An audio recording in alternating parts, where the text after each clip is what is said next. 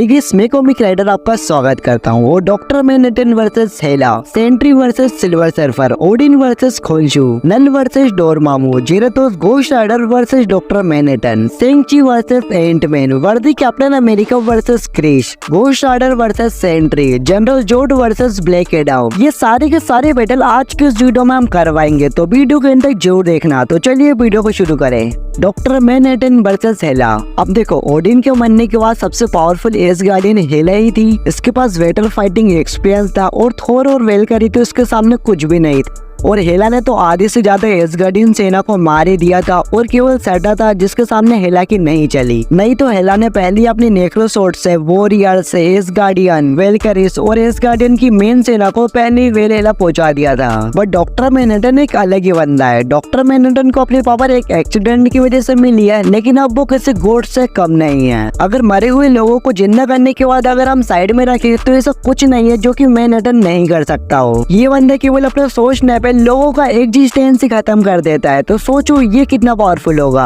अब देखो, हेला स्ट्रॉन्ग है, लेकिन ना ही डॉक्टर मैनहट्टन पे उसकी फिजिकल पावर्स काम आने वाली है, ना ही उसकी स्क्वाड काम आने वाली है, क्योंकि डॉक्टर मैनहट्टन के पास फेसिंग एबिलिटी है। और डॉक्टर मैनहट्टन को टेलीकिनेसिस आती है, तो उसे हेला के पास जाने की कोई जरूरत नहीं है, वो दूर से ही उसे खत्म कर देगा। अब वैसे हम सबको पता है कि जब तक एसगार्ड रहेगा हेला नहीं मर सकती, लेकिन मैनहट्टन के लिए एक प्लेनेट डिस्ट्रॉय करना कोई बड़ी बात नहीं है। अगर जरूरत पड़ी तो वो एसगार्ड को भी डिस्ट्रॉय कर देगा। अगर हेला को मैनहट्टन को डिफीट करना है तो उसे अपर लेवल का मैजिक यूज करना पड़ेगा, जैसे कि ओडिन फोर्स। लेकिन हेला ऐसा बिल्कुल नहीं कर सकती और अपनी फिजिकल पावर्स और अपने नेक्रोसोर्ड से वो डॉक्टर मैनहट्टन का कुछ भी नहीं बिगाड़ पाएगी। So doctor Manhattan is clear winner. Silver surfer versus Sentry. अब ये दोनों मार्वल कॉमिक के one of the strongest super hero है। एक तरफ सिल्वर सर्फर है जो कि गैलेक्टस के हेरल्ड है, जिसके कारण उसके पास पावर ऑफ कॉस्मिक है। 2011 में सिल्वर सर्फर की पावर थोर की पावर से एक लेवल ऊपर की थी। और अगर बात करें सिल्वर सर्फर की फीट्स की, तो सबसे पहले तो उसके पास इसके सर्फ बोट है जिससे इसे पावर मिलती है। लेकिन इसका मतलब बिल्कुल नहीं है कि कोई इसकी बोट उठाकर भाग जाएगा और सिल्वर सर्फर बस देखते ही रह जाएगा। अगर ये सर्फ बोट डिस्ट्रॉय भी हो जाता है तो सिल्वर सर्फर इसे दोबारा से बना देगा। सिल्वर सर्फर इतना फास्ट है कि उसकी स्पीड को कोई मैच ही नहीं कर सकता। इसने एक बार बीटर इविल को बड़ी बुरी तरीके से हरा दिया था। घोस्ट राइडर को भी उसकी नानी याद दिला दी थी। नोवा को बीट करने इसके लिए बच्चों का खेल था। मेफिस्टो के रिले में जाके उसे वहाँ पर हरा दिया, जबकि मेफिस्टो को उसके रियल रिले में हराना काफी ज्यादा मुश्किल है। सिल्वर सर्फर की फाइट काफी बार थोर से भी हो चुकी है, लेकिन हर बार इनकी बीच टाई हो जाता है। और सिल्वर सर्फर के पास पावर ऑफ कॉस्मिक है और अगर इस पावर का जरा सा भी गलत यूज हुआ तो पूरी गैलेक्सी भी डिस्ट्रॉय हो सकती है। लेकिन दूसरी तरफ है सेंट्री। अब सेंट्री के पास मल्टीपल वर्जन्स है, लेकिन हम बेस्ट फॉर्म को लेने वाले। अब सेंट्री को अपनी पावर एक सीरम की वजह से मिली थी। इसे इसकी पावर एक सुपर सीरम से मिली थी, लेकिन ये सीरम कुछ ज्यादा ही एडवांस था। वैसे तो सेंट्री के पास 1 मिलियन एक्सप्लोडिंग सन की पावर्स है, लेकिन एक बार सेंट्री अपने बॉडी के अंदर से इतनी ज्यादा एनर्जी रिलीज कर रहा था कि उसके आसपास के प्लेनेट डिस्ट्रॉय होने लगे थे। और वर्ल्ड वॉर हल्को को डिफीट करना काफी ज्यादा मुश्किल है, लेकिन सेंट्री ने उसे भी डिफीट कर दिया था।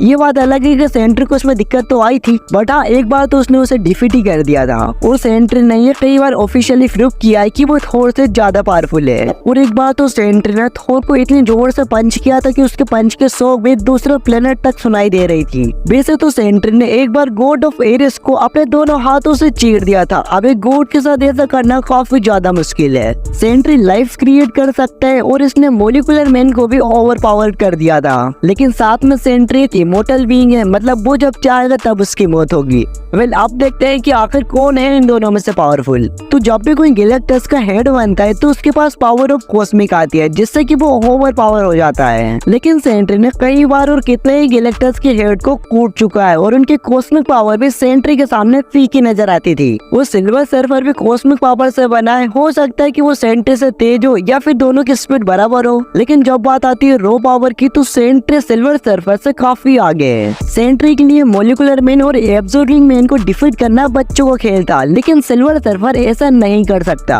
और अभी तो हम सेंट्री की बेस फॉर्म की बात कर रहे हैं। वॉइड फॉर्म जो कि सेंट्री की डार्क पर्सनालिटी है और परफेक्ट सेंट्री की तो हम बात भी नहीं कर रहे हैं। लेकिन पास्ट में सेंट्री ने काफी बार गैलेक्टस के हेरल्ड को हराया हुआ है और अगर सिल्वर सर्फर सेंट्री के सामने आता है तो वो वहाँ पर मारा जाएगा, क्योंकि सेंट्री की फीट से कॉस्मिक बियॉन्ड पावर पे चले गए हैं। The incredible Hulk versus versus wonder woman. अब इनक्रेडिबल हल्क का एक ओवर पावर वर्जन था और उसमें उसकी स्ट्रेंथ लिटरली काफी ज्यादा थी और साथ में उसने एबोमिनेशन और लिवाइथन जैसे को भी हरा रखा है। और दूसरी तरफ वंडर वुमन है जो कि एक स्किल्ड वॉरियर है और उसकी स्ट्रेंथ भी काफी ज्यादा है और ये अपने स्वॉर्ड को काफी अच्छे तरीके से यूज कर लेती है। वंडर वुमन ने गॉड ऑफ बोरिस को हराया हुआ है और अगर अब इनक्रेडिबल हल्क वंडर वुमन के सामने आता है तो वंडर वुमन को यहाँ पर थोड़ी दिक्कत होगी। वंडर वुमन एक स्किल्ड वॉरियर है लेकिन सुपरमैन, डूम्सडे और स्टीवन वुल्फ के सामने भी वंडर वुमन की बिल्कुल नहीं चली थी। ये बात अलग है कि वंडर वुमन की बैटल स्किल बहुत बढ़िया है तो यहाँ पर हल्क को भी दिक्कत होने वाली है क्योंकि हल्क भी अच्छे वॉरियर्स के सामने स्ट्रगल करता है जैसे कि थोर और थेनोस। लेकिन ये बात तो है कि वंडर वुमन की स्वॉर्ड हल्क को कट कर सकती है। अब हल्क हील हो सकता है ये तो हम सबको पता है लेकिन एमसीयू में हमने अभी तक ये नहीं देखा। वंडर वुमन की स्वॉर्ड से तो डूम्सडे हील हो गया था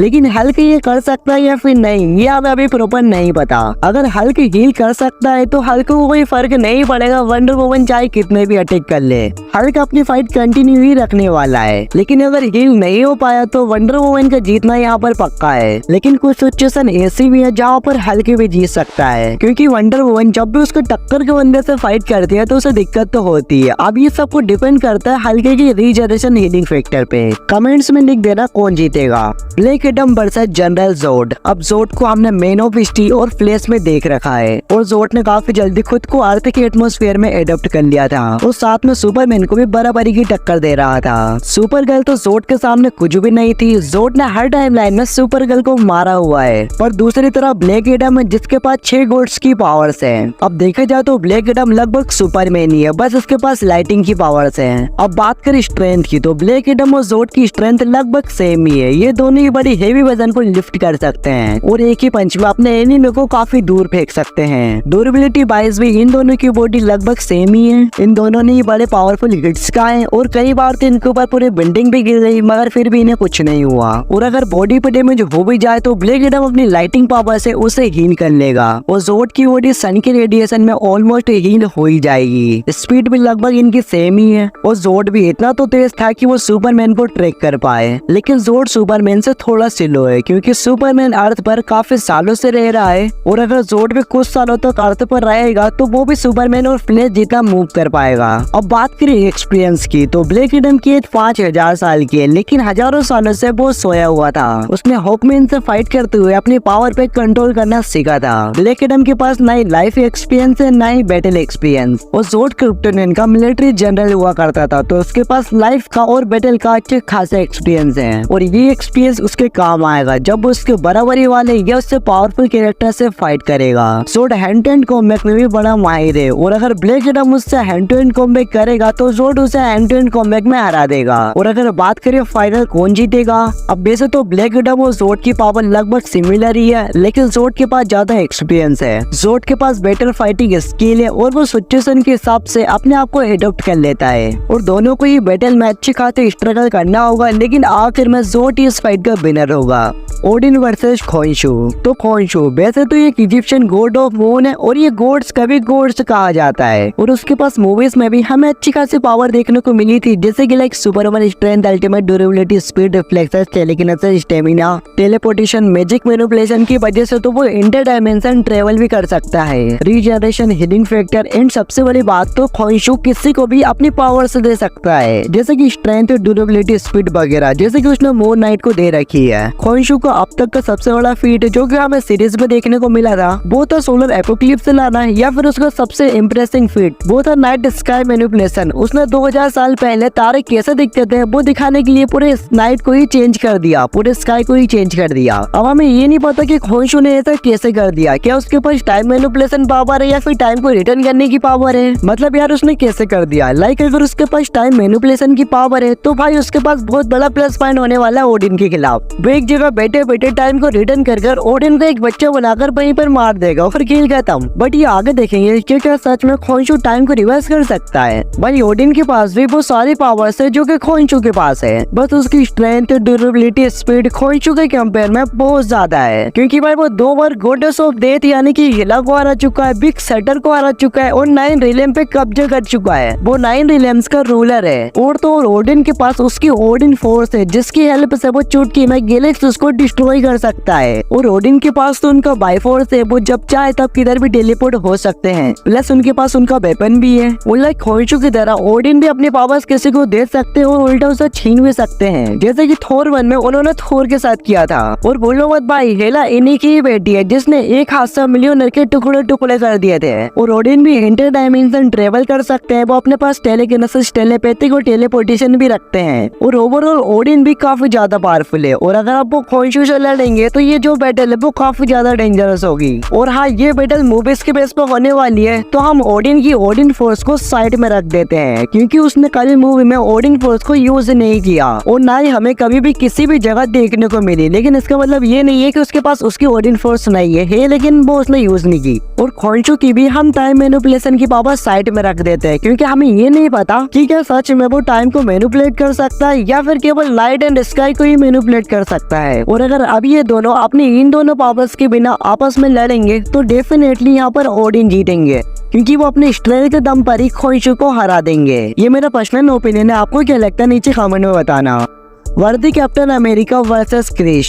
अब देखो, कैप्टन और क्रिस की स्ट्रेंथ और ड्यूरेबिलिटी लगभग सेम ही है। दोनों की स्ट्रेंथ और ड्यूरेबिलिटी काफी ज्यादा है, लेकिन यहाँ पे क्रिस के पास प्लस पॉइंट होने वाला है उसकी स्पीड और एजिलिटी का। उसने अपनी स्पीड और एजिलिटी से एक बार में कई विलन्स को हरा दिया था और वो उसी स्पीड से फ्लाई भी कर सकता है। इसलिए फिजिकल फाइट में तो हमें क्रिस यहाँ पर कुछ ज्यादा ही पावरफुल दिखता है। और रही बात कैप के मिलियनर की, अगर वो अपने मिलियनर से क्रिस पे हमला भी कर देता है, लेकिन तब भी क्रिस का कुछ नहीं बिगड़ेगा, क्योंकि मुझे ऐसा लगता है कि क्रिस भी मिलियनर को उठा सकता है। क्योंकि मिलियनर उठाने के लिए अपने आप से पहले दुनिया की रक्षा करनी होती है, लोगों की रक्षा करनी होती है, और एक ऐसा इंसान जो कि हमेशा दूसरों की मदद करता हो। और ये सारी खूबी क्रिस में कोट कोट के भरी हुई है। और इतने सारे प्रूफ और रीजन काफी है कि क्रिस मिलियनर को लिफ्ट कर सकता है। और अगर ऐसा होता है तो वो इजिली केप को हरा देगा। और अगर वो मिलियनर को लिफ्ट नहीं भी कर पाया तो तब भी मैं आपको बता दूं कि उसके पास उसके टेलीकिनेसिस है, जो कि हम इस सीन में देख ही सकते हैं। अगर केप मिलियनर फेंक के उस पर अटैक भी कर दे तो वो हवा में ही मिलियनर को रोक सकता है। अब यहाँ पे कुछ लोग बोलेंगे कि भाई ऐसा नहीं हो सकता, तो उन्हें भाई रेफरेंस के लिए मैं एक बार बता दूं कि कॉमिक में एक बार ऐसा हो चुका है, जहाँ पर सेंट्री ने मिलियनर को हवा में ही रोक दिया था अपने टेलीकिनेसिस पावर से। तो यहाँ पर क्रिस भी मिलियनर को ऐसे ही अपनी पावर से रोक सकता है बीच हवा में। तो दो पॉसिबिलिटी मैंने आपको बता ही दी है कि मिलियनर उसका कुछ भी नहीं बिगाड़ पाएगा। और फिजिकली भी क्रिस कैप्टन से काफी ज्यादा स्ट्रॉन्ग है, तो हाँ वो इजिली कैप्टन को मिलियनर सही ही हरा देगा। Zarathos Ghost Rider versus Doctor Manhattan. अब देखो, जेरेथोस के पास है superhuman strength, ultimate durability, जो उस पर लगने वाले हर लेवल के वेपन को यूजलेस बना देते हैं। सुपर वुमन स्पीड और एजिलिटी, जिसकी वजह से थोर के हैमर को पीछे छोड़ चुका है। ये मुर्दों की आर्मी क्रिएट कर चुका है। ये अपने मुंह से टिड्डों की आर्मी छोड़ सकता है। ये हेल फायर को कंट्रोल कर सकता है। ये हेल फायर से अपने बीकल बना सकता है, अपने बीकल को अपग्रेड कर सकता है। फिजिक्स की लो की खुले आम धज्जियां उड़ा सकता है। और सबसे इम्पोर्टेंट, इसकी आँखों का वार, जो कि आपको अंदर तक दर्द महसूस करा सकती है। भाई डॉक्टर मैनहट्टन भी कुछ कम नहीं है। उसकी स्ट्रेंथ का अंदाजा हम इसी बात से लगा सकते हैं कि उसने मिस्टर पेंडुला को जान से मार दिया था, जो कि एक इमोर्टल बीइंग थे। एक पूरे 10 साल के टाइमलाइन को इरेज कर दिया। इसने 5th डायमेंशन बीइंग मिस्टर पिक्सबी को डरा रखा है। और अगर भैया ये कम लग रहा है तो इसने पूरे डीसी मेटावर्स, यहाँ पर मेटावर्स की बात हो रही है, जो कि मल्टीवर्स से भी एक लेवल ऊपर का होता है, उसे पूरा का पूरा डिस्ट्रॉय कर दिया और वापस रिक्रिएट भी कर दिया। और इतनी सारी पावर्स के होते हुए मैनहट्टन भी काफी ज्यादा पावरफुल हो जाते हैं। लेकिन तब क्या होगा जब वो जेरेथोस से टकराएंगे? तो भाई देखो, अगर घोस्ट राइडर जेरेथोस की फुल्ली पावर को भी यूज कर ले, लेकिन तब भी डॉक्टर मैनहट्टन उसे आराम से हरा देगा, क्योंकि भाई डॉक्टर मैनहट्टन एक एक्सट्रीमली ओवर पावर बीइंग है और उसकी सारी पावर्स हमारे सोच से भी परे है। तुम लोग ही देख लो। Light facing biovision, force field, telekinesis, immortal, chronokinesis, intelligibility, time travel, omnipotent, photokinesis, regeneration, teleportation, dimension, electronesis, size alternation, invulnerability, self-sustenance, enhancement, energy projection, cosmic awareness, dimension travel, bond-like strength, radiation protection, molecular reconstruction, energy conduction, energy concentration, reality mapping. और इससे हजारों powers उसके पास और भी है, तो इतनी powers के साथ तो वो आराम से जेरेथोस घोस्ट राइडर को हरा देगा। सेंगची वर्सेस एंटमैन। अब सेंगची एक स्किल्ड फाइटर है और अब तो उसके पास अपने टेन रिंग्स है, जिसकी मदद से वो अपनी स्पीड को और ज्यादा इनहेंस कर सकता है। साथ में अगर टेन रिंग्स को अच्छे से यूज किया जाए तो वो एक अच्छे वेपन में उसके काम आ सकती है। और वह टेन रिंग्स की मदद से ही उसने इस मॉन्स्टर को मार दिया था। लेकिन अब भले एंटमैन सेंगची की तरह एक अच्छा hand to hand combat fighter तो नहीं है, लेकिन उसके पास उसका कमाल का सूट है जिसकी मदद से वो साइज को मैनिपुलेट कर सकता है। और अब तो साथ एंटमैन मेन एवेंजर्स में से एक होने वाला है, क्योंकि उसने भाई किंग को हराया है। इनडायरेक्टली बीट किया था, लेकिन आखिर में जीत तो एंटमैन की हुई थी। अब एंटमैन जितना दिखता है उतना कमजोर बिल्कुल नहीं है। उसने अपने एक ही पंच से लेविथन को नीचे गिरा दिया था और किंग की एनर्जी अटैक वाली बीम, जिसकी मदद से वो सभी मर रहे थे, लेकिन एंटमैन को कुछ भी नहीं हुआ। तो हाँ, आप देखते हैं कि इन दोनों में फाइट होगी तो इन दोनों में से कौन जीतेगा। तो देखो, सेंगची स्ट्रॉन्ग जरूर बन चुका है, लेकिन उसका सेंसेस है वो एक नॉर्मल वुमेन जैसा ही है। अब इन दोनों में जब फाइट होगी तो जाहिर सी बात है कि एंटमैन ये समझ जाएगा कि वो सेंगची को हैंड टू हैंड कॉम्बैट में बीट नहीं कर सकता, और इसलिए वो अपनी साइज को मैनिपुलेट कर लेगा और यही से सेंगची की प्रॉब्लम शुरू होगी। सेंगची के सेंसेस इतने अच्छे भी नहीं है कि वो हर बारी एंटमैन को सेंस कर लेगा, और अगर विंड मैनिपुलेशन से सेंगची एंटमैन को अपने आप से दूर रखेगा तो तब एंटमैन जायंट मैन बनकर सेंगची पे अटैक करेगा। लेकिन अब एंटमैन के लिए टेन रिंग से एक प्रॉब्लम बन जाएगी। लेकिन एंटमैन भी अपने साथ पिम डिस्क कैरी करता है, जो अपने एनिमी के साइज छोटा या फिर बड़ा कर सकती है। और अगर एंटमैन इन गैजेट्स का यूज करेगा टेन रिंग से या फिर सेंगची के ऊपर, तो सेंगची वहाँ पर कुछ भी नहीं कर पाएगा। एक बार सेंगची अगर छोटा हो गया है तो वो कुछ भी नहीं कर पाएगा। बस यहाँ पर एंटमैन को थोड़े से स्मार्टली और सीरियसली तरीके से फाइट करनी होगी, जैसे कि वो उस समय पर अपने बेटी को बचाने के लिए कर रहा था। लेकिन अगर एंटमैन फनी वे में लड़ेगा तो सेंगची वहाँ पर इजिली विनर होगा। लेकिन पिम पार्टिकल के होते हुए एंटमैन सेंगची को हरा देगा। नल वर्सेस डोरमामू। तो देखो, नल और डोरमामू वैसे तो काफी ज्यादा पावरफुल बीइंग है, लेकिन नल बिना अपने सिम्बोटिक आर्मर के और डोरमामू अपने डार्क डायमेंशन के बाहर, ये दोनों काफी ज्यादा कमजोर हो जाते हैं। सो अगर डोरमामू डार्क डायमेंशन से बाहर निकलकर नल से फाइट करेगा तो मेरे ओपिनियन से वहाँ पर नल ही जीतेगा। सिमिलरली नल अगर डार्क डायमेंशन में जाकर डोरमामू से लड़ेगा तो वहाँ पर डोरमामू ही जीतेगा। अब ऐसा क्यों और कैसे और किस किस पॉसिबिलिटी पे ये हो सकता है, तो देखो, मैंने इसके ऊपर नल वर्सेस डोरमामू के ऊपर एक फुल सेपरेट वीडियो बना रखी है, जिसमें मैंने उनके शुरू से लेके आखिरी तक जो पावर्स, उनकी जो ओरिजिन और उनकी फीड्स है वो सब बताया है। और उसमें मैंने बिल्कुल अच्छे से समझाया कि क्या क्या पॉसिबिलिटी हो सकती है उनकी फाइट के बीच। मैं ऊपर आई बटन में उस वीडियो का लिंक दे दूंगा, उस पर टच करके उसे देख लो और पता कर लो। Ghost Rider versus Sentry. अब देखो, जैसे कि मैंने आपको पहले ही बताया कि घोस्ट राइडर के पास स्ट्रेंथ, ड्यूरेबिलिटी और स्पीड काफी ज्यादा है और वो अपनी हेल्थ फायर को भी कंट्रोल कर सकता है। और घोस्ट राइडर एक इमोर्टल बीइंग है, उसने एक बार कॉमिक में तो पूरी की पूरी एवेंजर्स को हरा दिया था।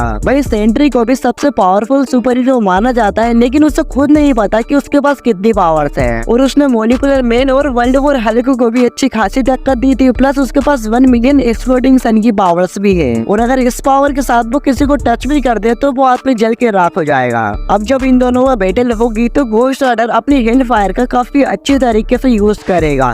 वो अपनी चारों तरफ अपनी हेल्थ फायर से खबर ले लेगा और अपनी फायर से ऐसे वेपन बनाएगा जो कि सेंट्री को काफी डैमेज देने वाले हैं। लेकिन भाई सेंट्री की ड्यूरेबिलिटी भी काफी ज्यादा, प्लस उसकी स्पीड भी काफी ज्यादा है। घोस्ट राइडर भी फास्ट है, लेकिन सेंट्री जितना नहीं। और भाई सेंट्री के पास 1 मिलियन एक्सप्लोडिंग सन की पावर्स भी है, और इतनी पावर्स के साथ तो वो नॉर्मल मूवीज वाले घोस्ट राइडर को हरा देगा। लेकिन अगर यहाँ पे जीरोथोस की एंट्री होती है तो भाई वो लिटरली गॉड है, वो काफी ज्यादा पावरफुल है। और अगर वो घोस्ट राइडर पर फुल्ली कंट्रोल कर लेता है तो भाई फिर घोस्ट राइडर को हराना सेंट्री की बस की बात नहीं है। तो हाँ, अगर जीरोथोस घोस्ट राइडर पर पूरी तरीके से कंट्रोल कर लेता है तो भाई वो सेंट्री को हरा देगा।